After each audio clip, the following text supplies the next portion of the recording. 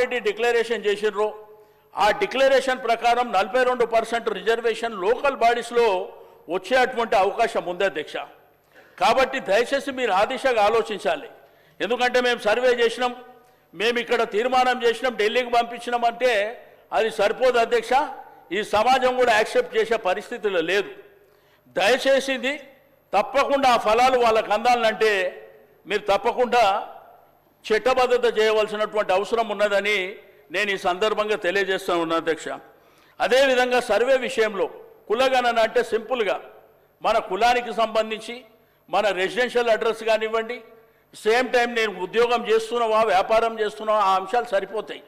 ఇందులో 56 అంశాలు పొందుపరచడం మూలాన కొంత ఇబ్బంది ఉంది. కావాలంటే మీరు పబ్లిక్ డొమైన్లో పెట్టండి, తప్పకుండా ఆ వివరాలు సేకరించవలసినటువంటి అవసరం ఉంది. రేపు భవిష్యత్తులో మీరు 9.69 వరకు చేసి 96.9 మీరు చేసిండ్రు అంటున్న అధ్యక్ష. రేపు ఈ 3.1% కూడా చేయలేదంటే ఇది మనకు రేపు కోర్టులో కానివ్వండి. రెండోది భవిష్యత్తులో ఏదైతే పార్లమెంటు సీట్ల సంఖ్య పెరిగినప్పుడు మరి అదేవిధంగా అసెంబ్లీ సీట్ల సంఖ్య పెరిగినప్పుడు కూడా చాలా తేడాలు వచ్చేటువంటి అవకాశం ఉన్నది. రెండోది ఏంటంటే ఇక్కడ 21 లక్షల మంది బీసీలు చనిపోయినారు అనేటువంటి లెక్క ఒకటి కనిపిస్తుంది. మరి అదేవిధంగా ఎస్సీలు 1,79,000 మంది చనిపోయినారని, మరి అదేవిధంగా ముస్లింలు 1,66,000 మంది చనిపోయినారు అనేటువంటి ఒక లెక్క కూడా మరి మీకు సోషల్ మీడియాలో కానీ పేపర్లలో నేను చదివినటువంటిది. దయచేసి అది క్రాస్ చెక్ చేసుకోవాల్సిందిగా నేను ఈ సందర్భంగా తెలియజేస్తూ ఉన్నాను. కానీ 2000 సోషల్ మీడియాలో వచ్చేదాన్ని ఎక్కడ కూడా విశ్వసించద్దు దయచేసి. మేము అటువంటిది ఎట్టుకుంటూ అందుకే అంటే మీకు ఒక మాట తర్వాత నేను అందుకే విమర్శ చేస్తలేదు. నేను విమర్శ చేయాలంటే లేదా పర్లేదు. నేను చెప్పేది ఏంటంటే నేను దయచేసి విమర్శ చేయదలుచుకోలేదు. నేను ఫ్యాక్ట్స్ ఏమైనా ఇప్పుడు ఏదో సోషల్ మీడియా పేపర్లో వచ్చినటువంటి అంశాలని వచ్చినాయని చెప్తున్నా. నేను చేయాలనుకుంటే వేరే రకంగా చేసేటువంటి అవకాశం ఉంటుంది. కాబట్టి దయచేసి దాన్ని పరిగణలోకి తీసుకోవాల్సినటువంటి అవసరం ఉన్నది. కాబట్టి నేను దయచేసి ప్రభుత్వానికి ముఖ్యమంత్రి గారికి నేను ఈ సందర్భంగా అడిగేది తప్పకుండా మీరు ప్రొఫార్మా మార్చి మీరు సింప్లిఫై చేసి తప్పకుండా మరొకసారి సర్వే చేసినట్టయితే మరి తప్పకుండా మనకు వివరాలన్నీ వచ్చేటువంటి అవకాశం ఉన్నది.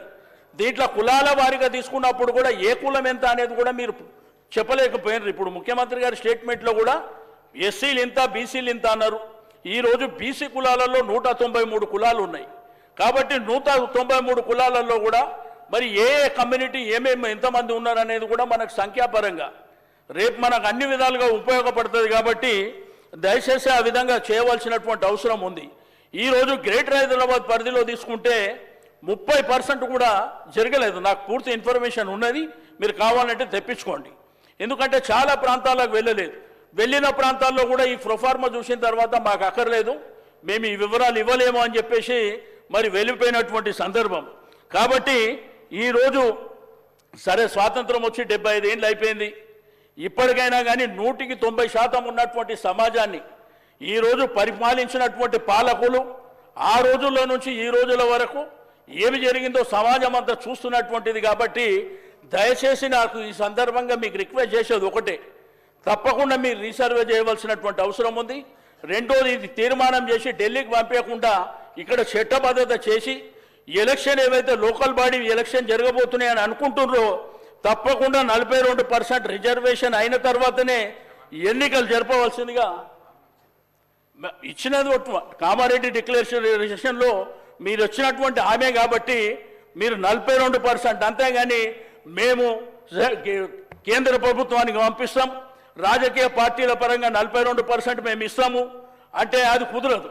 చట్టబద్ధత ఉంటేనే డెఫినెట్గా మా హక్కులు మాకు వచ్చేటువంటి అవకాశం ఉన్నది. కాబట్టి తప్పకుండా ఇది చేస్తారని చెప్పి నేను ఈ సందర్భంగా కోరుతూ నాకు ఇచ్చినటువంటి అవకాశానికి ధన్యవాదాలు తెలియజేస్తున్నా అధ్యక్ష.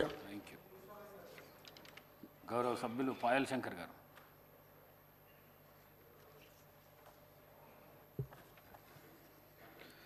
ధన్యవాదాలు అధ్యక్ష.